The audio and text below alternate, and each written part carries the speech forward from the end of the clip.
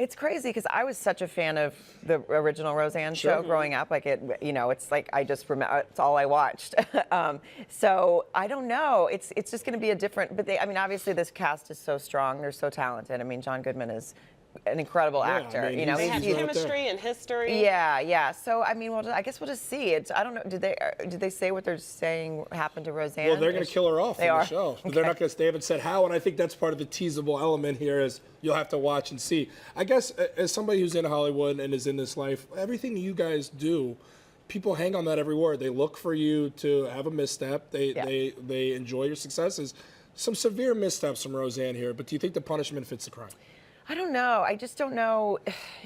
I obviously don't support anything that she was saying during those times, but I'm not positive. I don't think she's shown that she's sorry or taken anything back, especially with like the conspiracy theories, or bless you, or with the awful things that she said. So, but I also don't know that we can tell people if they shouldn't work or not. Because you're a comedian. Like, people get into hot water test with the what they lines. say. Yeah. I mean, I'm terrified sometimes just to even tweet. Well, as a comedian, it's even riskier because that's your guys' lifeline. Yeah. But I also know that I would never say some of the terrible things that she said. So it's not hard. sitting at a table with two black hosts right now. Better watch yourself, all right? Cue inappropriate comment. There you go. So Mark Whlaberg, this is wild. He recently posted his daily schedule for his Twitter followers, and he's living his best life, I guess. Take a look at this workout routine of his.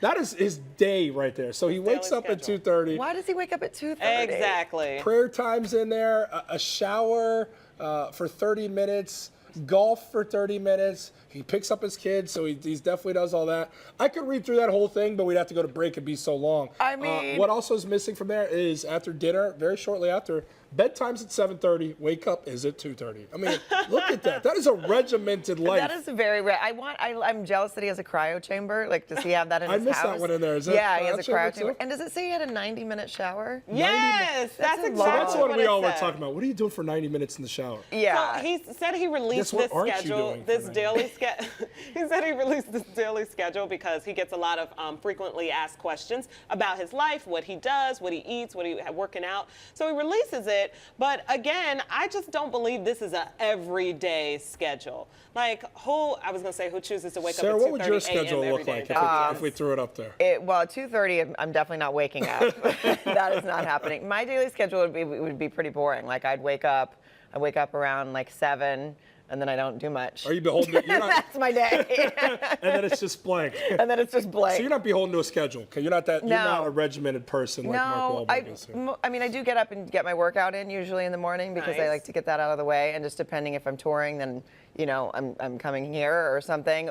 But I'm not a routine day-to-day person. I kind of can't be, I guess, with what I do. Yeah, that's true. I mean, the world you guys are in. I guess that leads me to a question. Every time we have somebody from Hollywood come in, I get really excited because it's a world that we see through a lens, but from very far away. And the world you guys live in is just very different. So you're brushing shoulders with very different people that we're interacting with here in Chicago. So when you talk about Mark Whlaberg's routine and stuff like that, we now get an idea of he's a type A guy. Yeah. Some of the people you brush shoulders with, is there anybody that you've worked with, like an Emmy Rossum with Shameless, or somebody you're like, well, let me tell you, you don't know this side to them. Oh, yes, secrets. Give it to us. It took me a while to get there, but I got there. I was like, what? Sarah's like, get to the point. Well, I'm thinking on Chelsea lately, we worked with a lot of, people that would come through that were, huge names that you would expect to sort of be like, don't talk to me, or, don't make eye contact, or whatever they do. But everybody was so friendly. Like, I was really surprised. We never really had an experience with anyone that was rude or didn't want to interact with the cast. Like, people like Jennifer Aniston and Reese Witherspoon would come on and they'd just be like, you could walk into their dressing room and talk to them and hang out with them. So that's probably the coolest experience. That's pretty good. Okay, so what wild celebrity parties? I don't get invited to those. What celebrities have you met who have been, that we don't like outside of Chelsea lately? I don't know. I can't think of anyone that I've really had a bad experience with. Starstruck? Was there anybody that hit you? You're like, I can't believe I'm talking to this person. Yes, but it was when I was bartending, like when I first moved bartending story? Yeah, when I first moved to Los Angeles. But it's going to be the saddest starstruck. I think I shouldn't sell this too well. But Try it. We had like huge stars come in, to to this restaurant that I worked in. This is bartending in LA. Bartending in LA, yeah. And I was starstruck when a guy from General Hospital came in because I was like, oh my God, and I thought I knew him, and I was like, oh my God, that's Sonny from General Hospital, and everyone in the restaurant was like, who are you talking about? Like, clearly you're a fan of the show. Yeah. So that was my starstruck. I'll try and see if we can cut that out of the tape for when the re-air. so that I can seem cool again. I don't seem cool, I know.